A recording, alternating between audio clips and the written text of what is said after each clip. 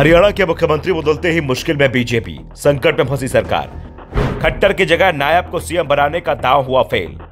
विधायक नाराज, वरिष्ठ नेताओं में भी दिख रही है नाराजगी। बार बार लटक रहा है मंत्रिमंडल विस्तार। हाईकमान ने भी खड़े किए हाथ।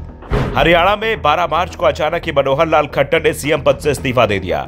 एक दिन बाद ही उन्होंने विधानसभा की सदस्यता से भी इस्तीफा दे दिया और इसके बाद शाम को यह खबर भी आ गई कि बीजेपी खट्टर को करनाल से लोकसभा का चुनाव लड़ा रही है।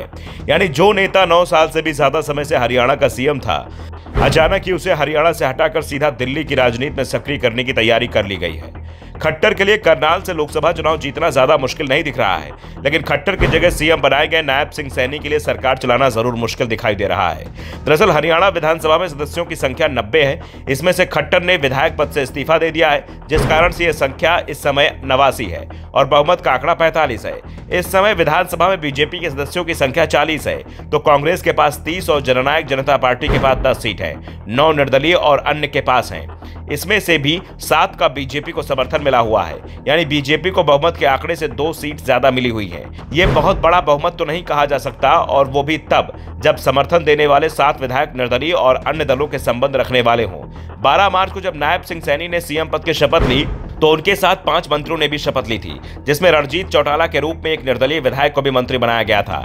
शाम को एक खबर आई कि 14 मार्च को मंत्रिमंडल विस्तार होगा, फिर खबर आई कि 16 मार्च को यह विस्तार होगा, फिर 17 मार्च की तारीख आई, लेकिन हर बार तारीख टलती चली गई। जबकि दावा तो यहां तक किया गया था कि मंत्रियों के नाम की लिस्ट दिल्ली गई थी। हाईकमान ने लिस्ट पर मुहर लगा दी है और जल्द ही मंत्रिमंडल का विस्तार होगा, लेकिन फिर भी यह काम नहीं हो पाया क्योंकि बीजेपी को बड़ी बगावत के संकेत मिलने लगे हैं। दरअसल कहा जा रहा है कि 6 निर्दलीय जो सरकार को समर्थन दे रहे हैं, उन्हें खुद को मंत्री पद दिए जाने की मांग रख दी है और चेतावनी भी दे दी है कि अगर मंत्री पद नहीं दिया गया तो वो सरकार के समर्थन भी वापस ले सकते हैं। दूसरी तरफ बीजेपी के कई वरिष्ठ नेता भी नाराज बताए जा रहे हैं। खासतौर पर राज्य के पूर्व गृह मंत्री अनिल विज की नाराजगी खुलकर सामने आ रही है।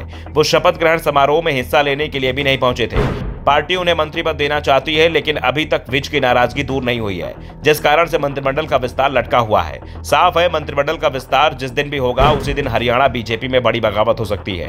दावा किया जा रहा है कि कई विधायक, जिसमें निर्दलीय विधायकों की संख्या 3 से 4 हो सकती है, वो सरकारी समर्थन वापस ले सकते हैं। और इसी के चलते अब पार्टी ने नायब सिंह सैनी को सीधा संदेश भेज दिया है कि अभी 5 मंत्रियों के साथ ही सरकार चलाएं। मंत्रिमंडल का विस्तार बाद में किया जा सकता है। दरअसल बीजेपी लोकसभा चुनाव के दौरान अपने हाथ में सत्ता रखना चाहती है और इसी के चलते उसने जेजेपी से गठबंधन तोड़ा।